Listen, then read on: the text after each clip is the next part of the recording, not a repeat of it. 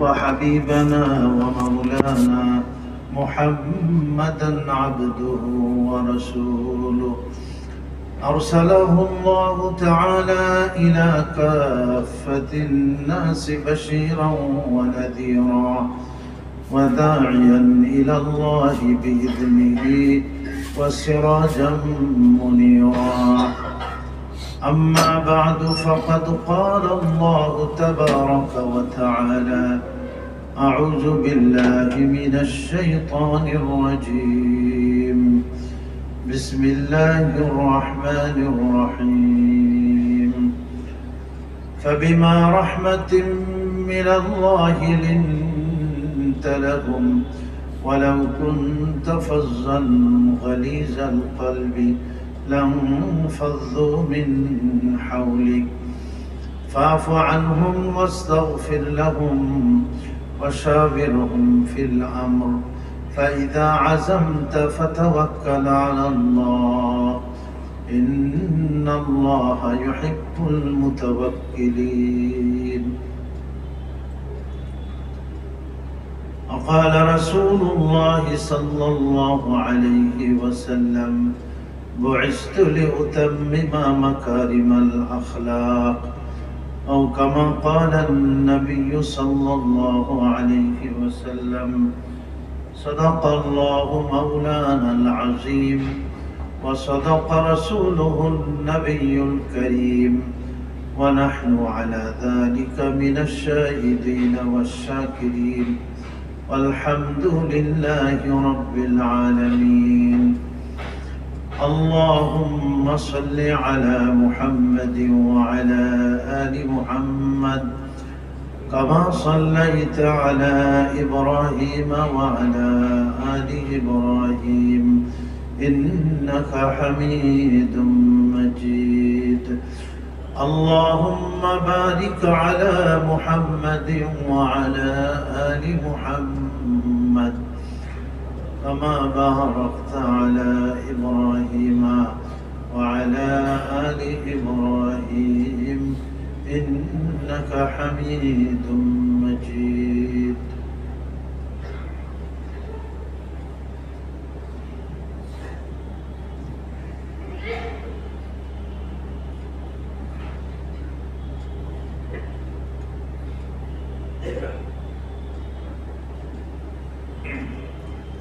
সম্মানিত মুসল্লিয়ানে কেরাম ও ব্রাদারানে ইসলাম, মহান আল্লাহ পাকের অসংখ্য মেহেরবানি যে তিনি আমাদিগকে হায়াতে বাকি রেখেছেন এবং সুস্থ অবস্থায় আল্লাহ পাকের ঘরে আসার তৌফিক দান করেছেন। তিনি আমাদেরকে দ্বীন ও ইসলামের প্রতি হেদায়েত নসিব করেছেন। রসুল করিম আলাইহিস সালামের সর্বশ্রেষ্ঠ উম্মতের মধ্যে শামিল করেছেন। এজন্য তার দরবারে লাখ কোটি শুকর, আলহামদুলিল্লাহ। আমাদের প্রত্যেককে নিজেদের কদর ও মূল্য বুঝতে হবে যে আল্লাহ পাক আমাকে কত দামি করেছেন, কত সম্মানিত করেছেন। একটা হলো সমস্ত মাখলুকাতের মধ্যে আল্লাহ আমাকে বনি আদম বানিয়েছেন, ইনসান বানিয়েছেন। আর মানুষের মধ্যে থেকে আবার তিনি মুসলমান বানিয়েছেন। আবার মুসলমানের মধ্যে থেকে তিনি আমাদিগকে আমাদের প্রিয় নবীজি হযরত মুহাম্মদ মুস্তাফা সাল্লাল্লাহু আলাইহি ওয়াসাল্লাম তার উম্মতের মধ্যে শামিল করেছেন। যে উম্মত সর্বশেষে পৃথিবীতে এসেছে, কিন্তু সর্বপ্রথম জান্নাতের মধ্যে প্রবেশ করবে।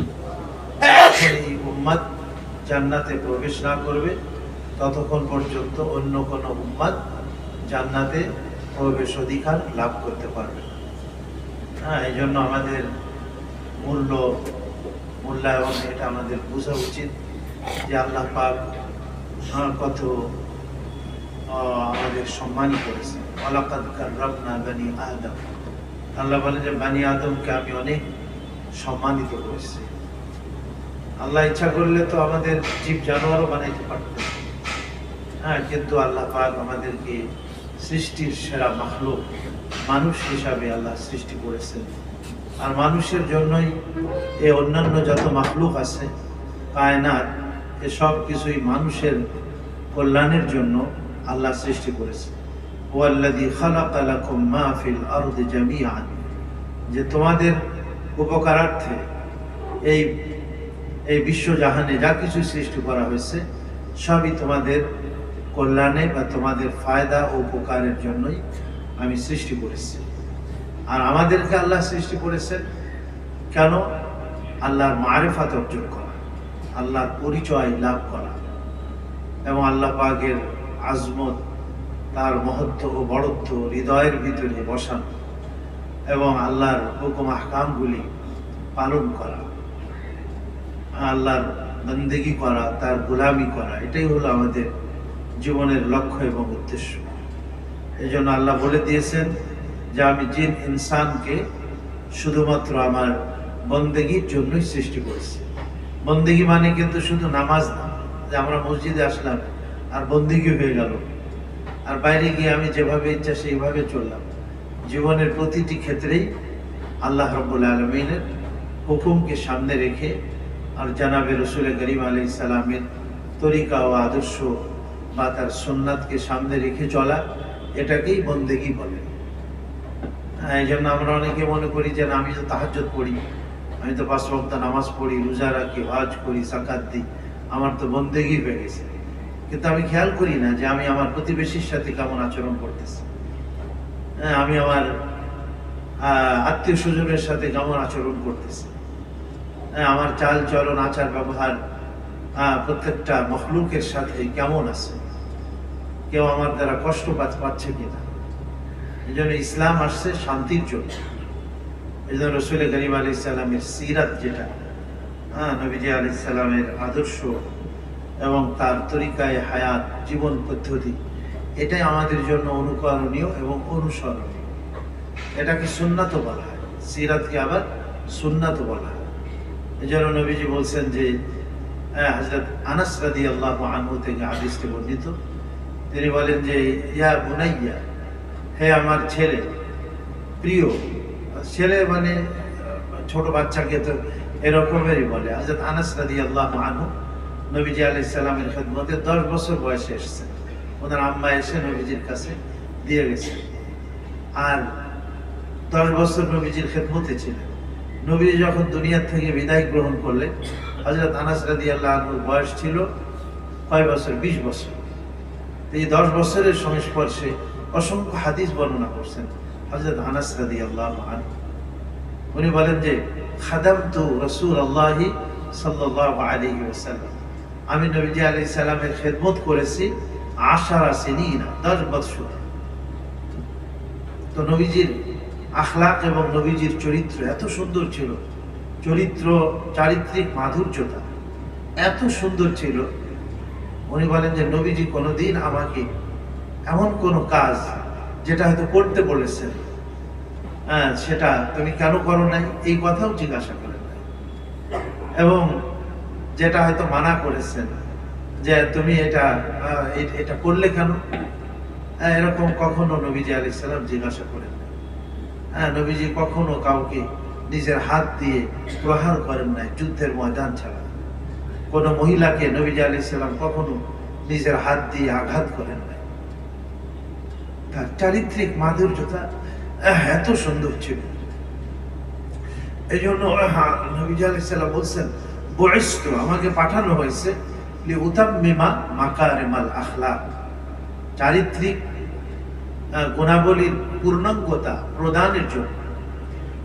চারিত্রিক গুণাবলীর পূর্ণাঙ্গতার জন্য আল্লাহ তাআলা আমাকে পাঠিয়েছেন। প্রত্যেক নবীরা চরিত্রের দিক দিয়ে অত্যন্ত পুত পবিত্র ছিল তাদের চরিত্র, তাদের চারিত্রিক বৈশিষ্ট্য এবং গুণাবলী প্রত্যেক নবীর মধ্যে ছিল। কিন্তু আমাকে আল্লাহ তাআলা পাঠিয়েছেন সেই গুণাবলীর পূর্ণাঙ্গতা প্রদানের জন্য। বুইসতু লিউতাম্মিমা মাকারিমাল আখলাক, সুন্দর আখলাককে পেশ করার জন্য আল্লাহ তাআলা আমাকে প্রেরণ করেছেন। এই জন্য নবীজি আলাইহিস সালাম যে সমাজের মধ্যে উনি বড় হয়েছেন, জাহেলিয়াত বলা হতো, সেটা অত্যন্ত মূর্খতার সমাজ ছিল। এমন কোনো গর্হিত কার্যকলাপ ছিল না যা ওই সময় সংগঠিত হতো না তাদের সামাজিকভাবে বা পারিবারিকভাবে। কিন্তু রসুল করিম আলাইহিস সালাম তার উত্তম আদর্শ দ্বারা এবং উত্তম চারিত্রিক বৈশিষ্ট্যের দ্বারা তিনি সেই সমাজকে পরিবর্তন করে ফেলেছেন। মাত্র 23 বছরের জীবনে, মাত্র 23 বছরের জীবনে তিনি একটা বিধ্বস্ত জাতিকে, জাহেলিয়াত ও মূর্খতার মধ্যে নিমজ্জিত একটা জাতিকে তিনি একেবারে চারিত্রিক এবং যত সুন্দর গুণাবলী থাকতে পারে মানুষের মধ্যে সেই গুণাবলীর সর্বোচ্চ স্তরে তিনি পৌঁছে দিয়েছিলেন। সুবহানাল্লাহ। তো উনি বলেন, হযরত আনাস রাদিয়াল্লাহু আনহু বলেন, হুজুর আমাকে কোনোদিন এই কথা বলেন নাই যে তুমি এইটা কেন করো নাই বা এটা কেন করেছো, আর নবীজি আমাকে কোনোদিন ধমক দিয়ে কথা বলেন নাই। তো উনি বলেন যে ইয়া বুনাইয়া, হে আমার বেটা, ইন কাদারতা আন তুসবিহা ওয়া তুমসিয়া ওয়া লাইসা ফি কলবিকা গিশশুন লি আহাদিন ফাফআল, যে তোমার সকাল যদি তুমি এমন অবস্থায় করতে পারো, সন্ধ্যা যদি তুমি এমন অবস্থায় করতে পারো যে তোমার অন্তরে কারোর প্রতি কোনো হিংসা অথবা বিদ্বেষ থাকবে না, তোমার অন্তরকে তুমি সবার ব্যাপারে কি রাখবে, সাফ রাখবে, স্বচ্ছ এবং পরিষ্কার রাখবে, কারোর ব্যাপারে কোনো শত্রুতা, বিদ্বেষ অথবা হিংসা পোষণ করা এটা তুমি রাখবে না।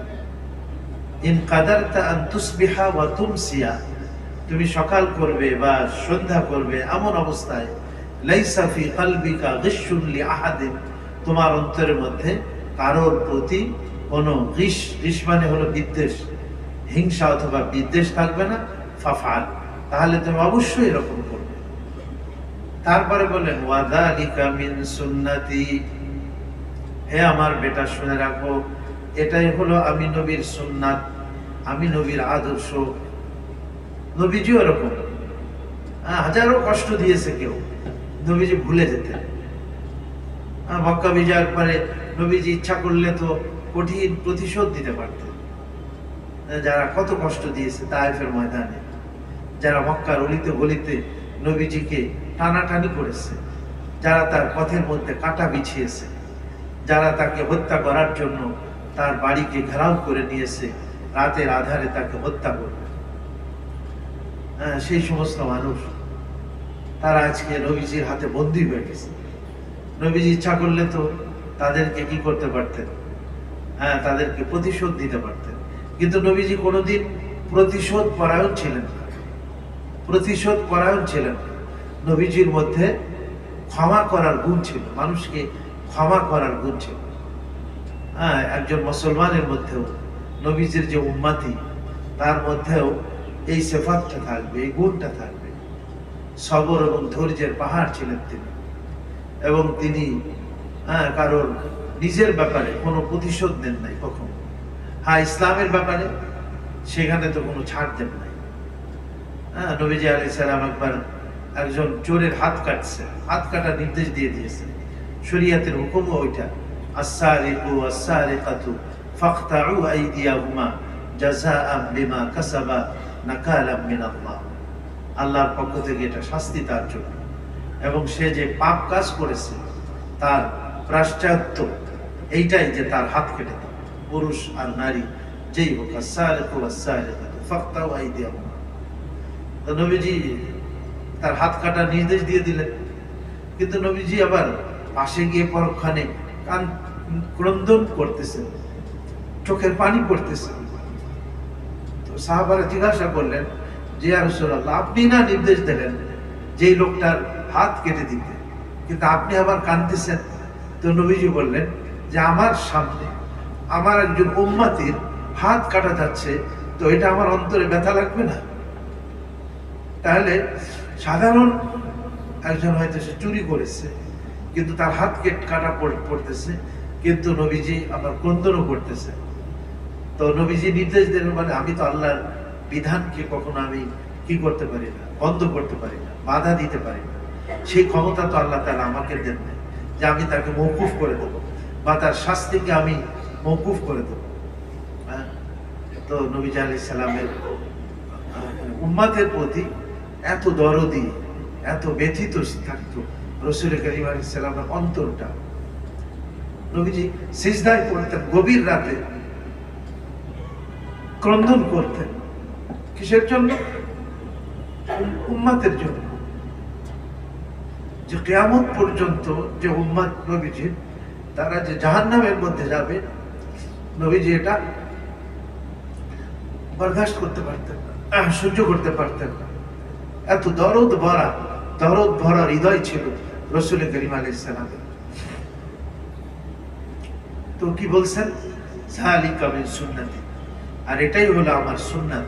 তারপরে যে অংশটা আমাদের সবারই মুখস্থ আছে, মান আহাব্বা সুন্নতি ফাকাদ আহাব্বানি, যে আমার সুন্নাত এবং আমার আদর্শকে যে ভালোবাসলো, মহব্বত করে তার জীবনের মধ্যে নিয়ে আসলো, মাথার চুল থেকে পায়ের নখ পর্যন্ত রাসূল করিম আলাইহিস সালামের সুন্নাত তার চুলের মধ্যে, নখের মধ্যে, মোচের মধ্যে, দাড়ির মধ্যে, তার লেবাস পোশাকের মধ্যে, সব কিছুর মধ্যে নবীজির সুন্নাত।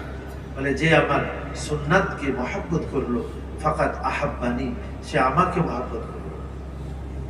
আমরা একদিন 12 রবিউল আউয়ালে খুব করে একেবারে মিছিল করে দিলাম, এটা নবীজির মহব্বত না।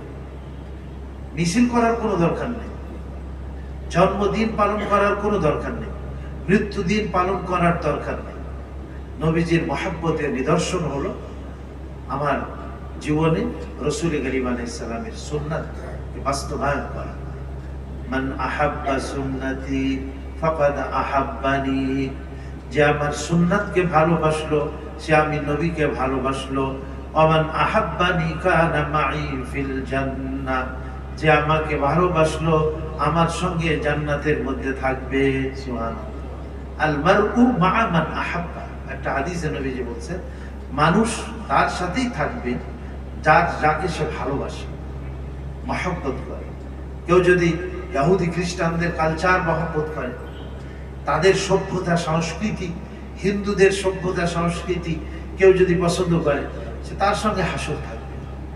আর যে প্রিয় নবীজি আলাইহিস সালামের সভ্যতা, তার সংস্কৃতি, তার সুন্নাত, তার আদর্শকে ভালোবাসবে, মহব্বত করবে, নিজের জীবনের মধ্যে নিয়ে আসবে, নবীজি বলেন সে প্রকৃত আমাকে মহব্বত করবে।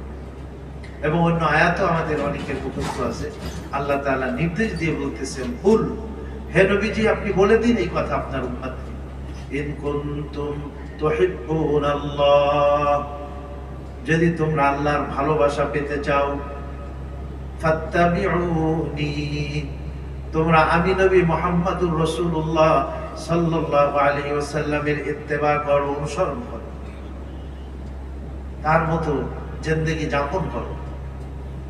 ইউহিব্বুকুমুল্লাহ, আল্লাহ তোমাদেরকে মাহবুব বানিয়ে নেবেন। মাহবুব মানে কি? প্রিয়। আল্লাহ তোমাদেরকে তার প্রিয় বান্দা বান্দি বানিয়ে নেবেন যদি তোমরা আমাকে অনুসরণ করো, আমার আদর্শকে তোমরা মানো, আমার সিরাতকে তোমরা কি করো? মেনে চলো। এক নম্বর হলো আল্লাহর ভালোবাসা, আল্লাহর মাহবুব হওয়ার একমাত্র মাধ্যমই হলো রাসূল করিম আলাইহিস সালামের সুন্নাতের অনুসরণ করা এবং তার ইত্তেবা করা, তার অনুসরণ করা। আমরা আমাদের এই সমস্ত বক্তৃতা কিন্তু আমরা খুব দিতে পারি। আমাদের রাজনৈতিক লিডার যারা আছে তারাও অনেক সুন্দর বক্তব্য দেয়, কিন্তু আমাদের দেশ চলে ইহুদি খ্রিস্টান নাসারা হিন্দু তাদের কালচার, আমাদের সমাজ চলে তাদের কালচার।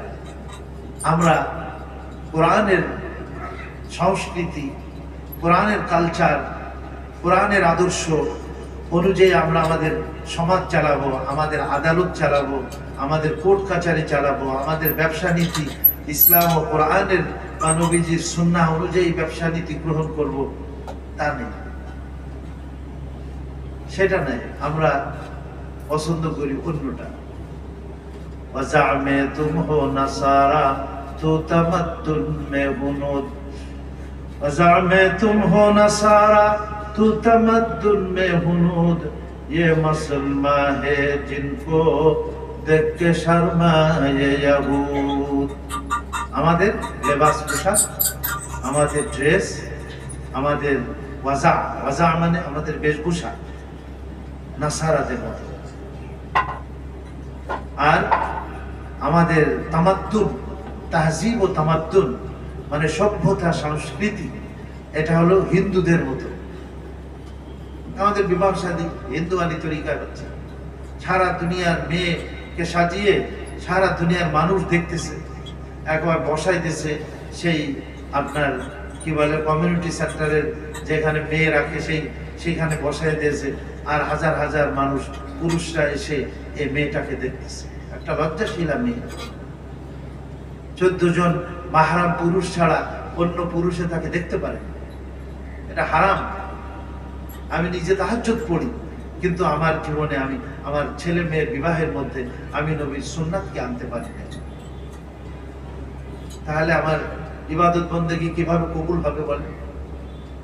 আমি মসজিদে নামাজ পড়তেছি, আমি অফিসে গিয়ে ঘুষ নিতেছি, আমি মিথ্যা কথা বলতেছি, হ্যাঁ, অন্যায়ের আশ্রয় প্রশ্রয় আমি দিতেছি, প্রতারণা করতেছি, আমি কিসের মুসলমান হলাম? রাসূল করিম আলাইহিস সালাম সিরাত এইটাই যে নবীজি 23 বছরে উত্তম আখলাক ও উত্তম নমুনা ও নিদর্শন পেশ করেছে। মানুষের চলার জন্য যে নমুনা লাগে, আসলে আমরা যে কোনো কাজ করতে গেলে সামনে একটা নমুনা বা একটা মডেল লাগে আমাদের। তা আল্লাহ বলছেন, লাকাদ কানা লাকুম ফি রাসূলিল্লাহি উসওয়াতুন হাসানা, নিশ্চয়ই আল্লাহ রসুলের মধ্যে আমি তোমাদের জন্য উত্তম নমুনা রেখে দিয়েছি, উত্তম আদর্শ রেখে দিয়েছি। লিমান কানা ইয়ারজুল্লাহ ওয়াল ইয়াউমাল আখিরা, ওই ব্যক্তির জন্য যে ব্যক্তি আল্লাহর সঙ্গে সাক্ষাতের আশা রাখে। লিমান কানা ইয়ারজুল্লাহ ওয়াল ইয়াউমাল আখির, এবং আখিরাতের দিনে নাজাত ও মুক্তির আশা রাখে, তার জন্য আমি আমার প্রিয় রসুলের মধ্যে উত্তম আদর্শ এবং উত্তম নমুনা রেখে দিয়েছি। রাসূল করিম আলাইহিস সালাম আসলেন, আরবের মধ্যে যুদ্ধ বিগ্রহ চলতেছে, একটু বড় হয়েছেন নবীজি আলাইহিস সালাম। এই হারবুল ফুজ্জার, ফুজ্জার মানে কি? পাপীদের যুদ্ধ। তারা এই যুদ্ধটা ওই সময় যে কোনো একটা মেলার মধ্যে তুচ্ছ একটা বিষয় নিয়ে তারা যুদ্ধে লিপ্ত হইল। ওইটা ছিল আপনার জিলকাদ মাস। জিলকাদ কিন্তু 4 মাসের মধ্যে একটা মাস, যে মাসে যুদ্ধ বিগ্রহ করাটাও জাহেলিয়াতের জামানায়, ইসলাম পূর্ব জামানাতেও নিষিদ্ধ ছিল, কিন্তু তারা এই যুদ্ধের মধ্যে লিপ্ত হয়েছিল। এই জন্য এটাকে বলছে হারবুল ফুজ্জার। ফুজ্জার মানে পাপীদের যুদ্ধ। এই সময় মুহররম তো না, জিলহজ মাসের আগের মাস, যেটা জিলকাদ মাস, বা এটাকে জিকাদাও বলে, জিকাদা মাস। এই মাসে তারা যুদ্ধ করছে। দীর্ঘ 5 বছর ব্যাপী এই রক্তক্ষয়ী যুদ্ধ চলছে। রাসূল করিম আলাইহিস সালাম তখন বেশ একটু বড় হয়েছেন। নবীজি আলাইহিস সালাম হুজুরের এই যুদ্ধের অবস্থা দেখে নবীজির অন্তর কাঁদে। নবীজি শুধু ভাবতে থাকেন কিভাবে এই যুদ্ধ বিগ্রহ বন্ধ করা যায়, কিভাবে সমাজের মধ্যে শান্তি প্রতিষ্ঠা করা যায়, কিভাবে মানুষ সুখে শান্তিতে বসবাস করতে পারে। নবীজি ছোটবেলা থেকেই এই জিনিসটা নবীজির মধ্যে, নবীজির চিন্তার জগতে ভেসে উঠত, চিন্তা করতেন এগুলি নিয়ে। নবীজি যখন সেই তায়েফে হালিমাতুস সাদিয়া রাদিয়াল্লাহু আনহার নিকটে, সেখানেই দেখেন আদল ও ইনসাফ কায়েম করা। আজকে আমাদের সমাজে যদি ইনসাফ কায়েম হতো, তাহলে কোনো ধরনের বিশৃঙ্খলা থাকতো না। ইন্নাল্লাহা ইয়া'মুরু বিল আদলি, এখানে যে কয়টা কথা আসছে আয়াতের মধ্যে, সর্বপ্রথম কিন্তু আল্লাহ তাআলা আদল ও ন্যায় পরায়ণতার কথা বলেছেন। তোমরা ন্যায় পরায়ণতার সাথে বিচার কার্য সম্পাদন করো, ন্যায় পরায়ণতার সাথে তোমাদের জীবন যাপন করো। তোমাদের যেখানে কর্তৃত্ব আছে সেই কর্তৃত্বকে তোমরা কি করো? পরিচালনা করো। কিসের সাথে? আদল। ইন্নাল্লাহা ইয়া'মুরু বিল আদলি, আদলের হুকুম করেছেন আল্লাহ তাআলা। ওয়াল ইহসান, এবং মানুষের সাথে সুন্দর আচরণ করা, ওয়া ইতা ইজিল কুরবা, আপন আত্মীয় স্বজন তাদের হক দিয়ে দেওয়া, ওয়া ইয়ানহা আনিল ফাহশাই, অশ্লীলতা থেকে তিনি তোমাদেরকে নিষেধ করতেছেন,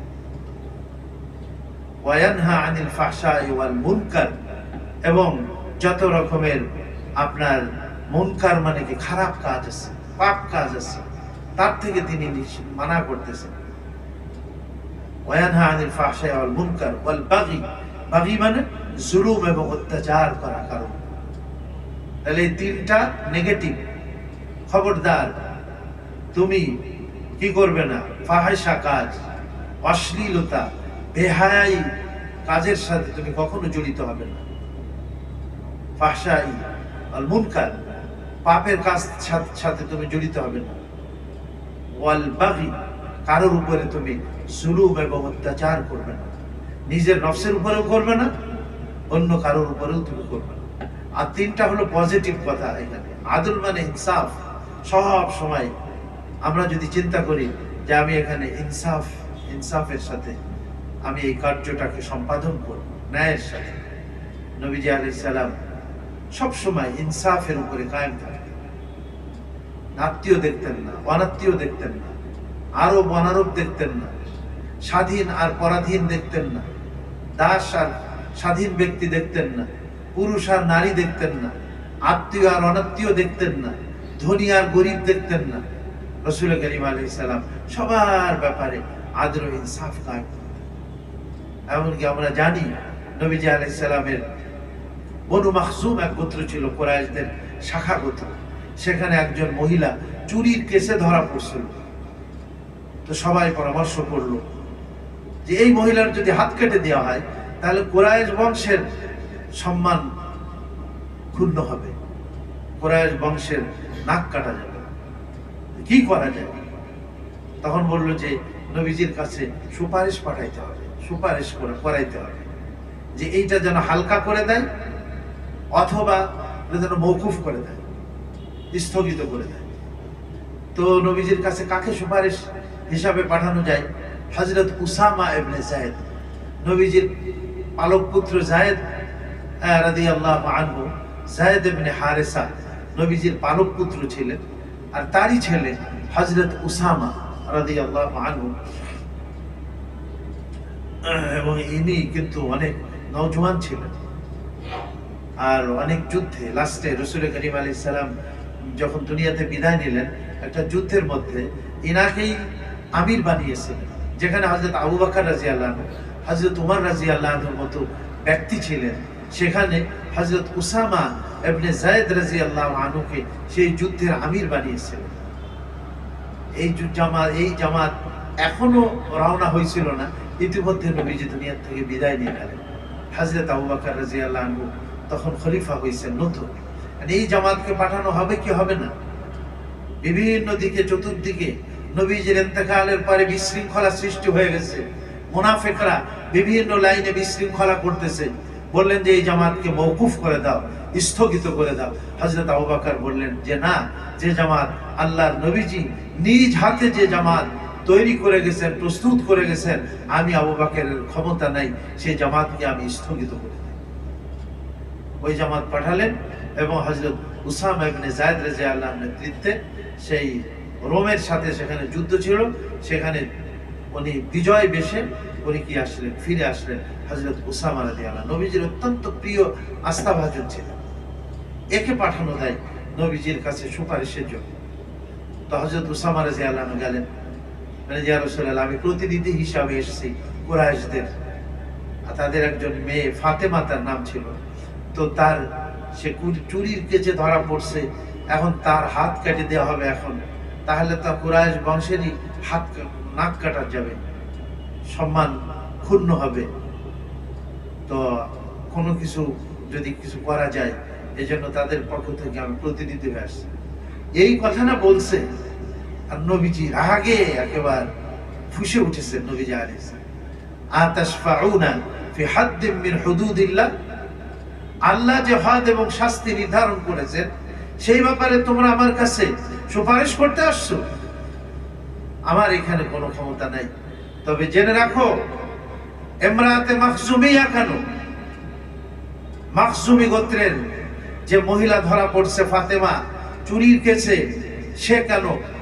লাউ আন্না ফাতেমাতা বিনতা মুহাম্মাদিন সারাকাত লাকাতাতু ইয়াদাহা, আমার কন্যা কলিজার টুকরা ফাতেমা বিনতে মুহাম্মদ সেও যদি চুরি করত আর ধরা পড়তো, লাকাতাতু ইয়াদাহা, তাহলে আমি তার হাত কেটে দিতাম। কোনো স্বজন প্রিয়তা নাই, কোনো গোত্রীয় বা কি দলীয় কোনো স্বজন প্রীতি, এটা না। আজকে যত ঝামেলা দেখেন, দলীয় কোনো ঝামেলা, আমার দলকে জিতাইতে হবে, সেখানে আদল ইনসাফ আমরা দেখি না। আমার গোত্রকে বিজয় করতে হবে, আমার পার্টিকে বিজয় করতেই হবে, যে কোনো ভাবে হোক, সেখানে ন্যায় অন্যায় কিছু দেখি না। রাসূল করিম আলাইহিস সালাম সব সময় ন্যায় এবং ইনসাফের উপরে তিনি কি থাকতেন? প্রতিষ্ঠিত থাকতেন প্রত্যেক সময়।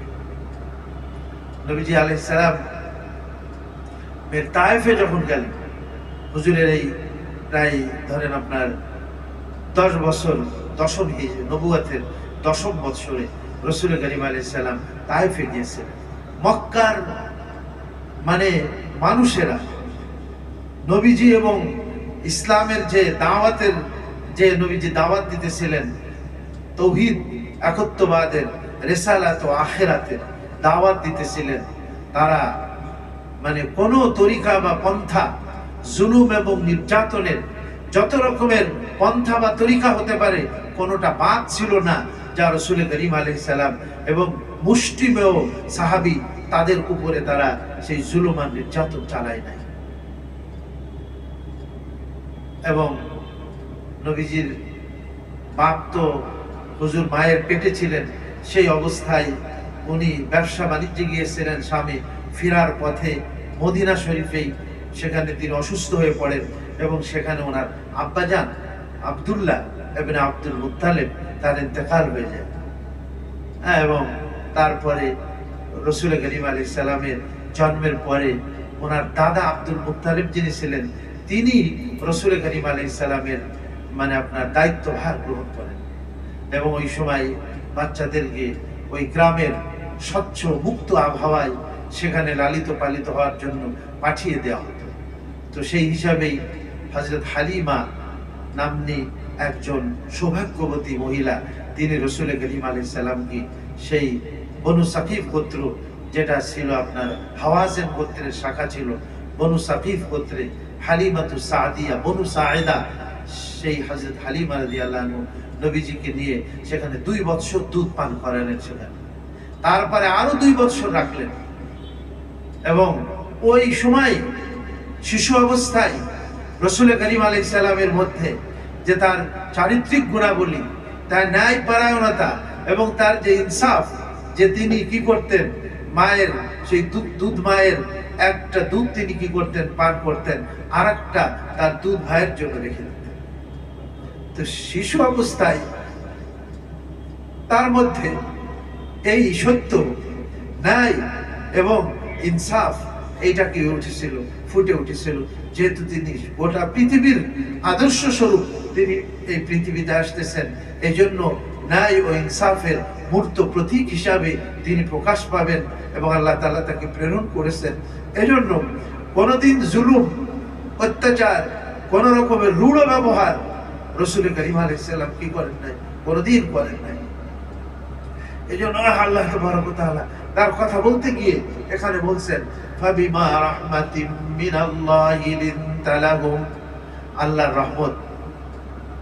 আপনি নরম, হুজুরের দিলটাও নরম ছিল, হুজুরের কথাবার্তাও অত্যন্ত নম্র ভাষায় কথা বলতেন।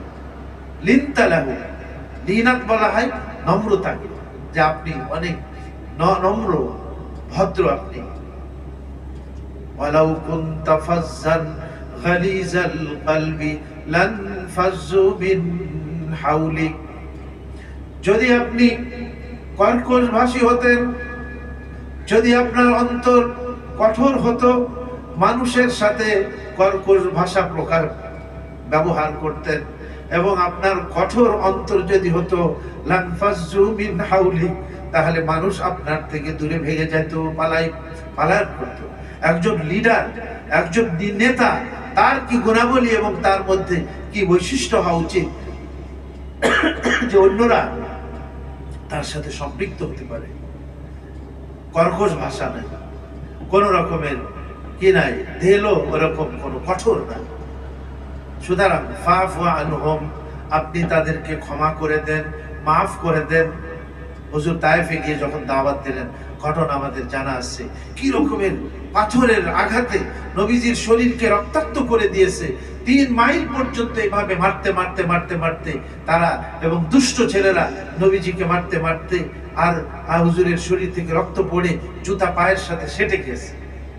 তারপরে উতবা সাইবা তাদের একটা আঙ্গুরের বাগান আছে 3 মাইল দূরে যাওয়ার পরে, সেইখানে গিয়ে নবীজি আলাইহিস সালাম একটা গাছের নিচে বসে পড়লেন। হুজুর চলতে পারতেছেন না। আব্দাস নামে একটা গোলাম এসে তাকে একটা আঙ্গুরের থোকা দিয়েছে, আর দূর থেকে যে উতবা সাইবা বলছে, যাও এই লোকটাকে দিয়ে আসো এইটা। তো নবীজি আলাইহিস সালাম সেখানে বিসমিল্লাহ বলে খাইছেন। বিসমিল্লাহ বলে তিনি কি করছেন, আঙ্গুর মুখে দিয়েছেন। ওই আব্দাস উতবা সাইবা যে লিডার ছিল, তাদের গোলাম যখন বিসমিল্লাহ শুনছে, সে অবাক হয়ে গেছে। কি ব্যাপার, এই ধরনের কথা তো আরব দেশে নাই, আমি তো কখনোই শুনি নাই। তাহলে তোমার বাড়ি কোথায়? নবীজি বললেন, তোমার বাড়ি কোথায় আর তোমার ধর্মই বা কি? সে বললে, আমার ধর্ম হলো খ্রিস্টান, নাসরানি আমি, আর আমার বাড়ি হলো নাইনোয়া। বলে, ও সেই এলাকাতে যেখানে আল্লাহর প্রিয় বান্দা ইউনুস ইবনে মাত্তা, হযরত ইউনুস আলাইহিস সালামকে আল্লাহ তাআলা নাইনোয়া নামক স্থানে পাঠিয়েছিলেন, সেইখানে তুমি। বলে, আরে আপনি কি বলতেছেন এগুলা? আপনি এই সমস্ত সংবাদ কোথা থেকে পাইলেন যে সেখানে আল্লাহর বান্দা ইউনুস ইবনে মাত্তা নাইনোয়া নামক স্থানে আসছে? তখন তিনি বললেন যে আমাকে আল্লাহ রসুল করে প্রেরণ করেছেন, আমি আল্লাহর রসুল, তিনিও আমার ভাই ছিলেন, তিনিও আল্লাহর নবী এবং আল্লাহর রসুল ছিলেন। আব্দাস এই কথা শোনা মাত্রই সেখানে কলেমা পড়ে নবীজির হাতে হাত দিয়ে সে মুসলমান হয়ে যায়। সুবহানাল্লাহ, সুবহানাল্লাহ। উতবা সাহেবা এগুলি দেখে পরে তাকে ধমক দিয়েছে, কিন্তু আব্দাস তো মুসলমান হয়েছে, তো হয়েছে তাদের গোলাম। আল্লাহ, ফেরেশতা এসে গেছে, পাহাড়ের ফেরেশতা, আর বলছে যে ইয়া রাসূলুল্লাহ, জিবরাইল আমিন, দুই পাহাড়ের রক্ষণাবেক্ষণকারী ফেরেশতা আমার সাথে চলে এসেছে, আল্লাহ পাঠিয়ে দিয়েছেন, আপনি শুধু ইশারা করবেন আর এই 2 পাহাড়কে মিলিয়ে এই তায়েফবাসী যারা আপনার সাথে দুর্ব্যবহার করেছে, আপনাকে পাথর দিয়ে আঘাত করেছে, আপনার দাওয়াতকে প্রত্যাখ্যান করেছে, তাদেরকে নিষ্পেষিত করে দেব। আল্লাহর নবী যদি ইচ্ছা করতেন যে তিনি কি আপনার ইন্তেকাম নিতেন, বদলা নিতেন, তাহলে তখনই তো নিতে পারতেন। কিন্তু নবীজি বলছেন যে না, আল্লাহর কাছে তিনি দীর্ঘ দোয়া করেছেন যে আল্লাহ, আমি তাদেরকে বুঝাইতে পারি নাই, আল্লাহুম্মা ইন্নী আশকু যুফা কুওয়াতি ওয়া কিল্লাতা হিলাতি, আমার কৌশল যেটা অবলম্বন করার দরকার ছিল আমি পারি নাই। আল্লাহ, তুমি আমাকে ক্ষমা করো, মাফ করো।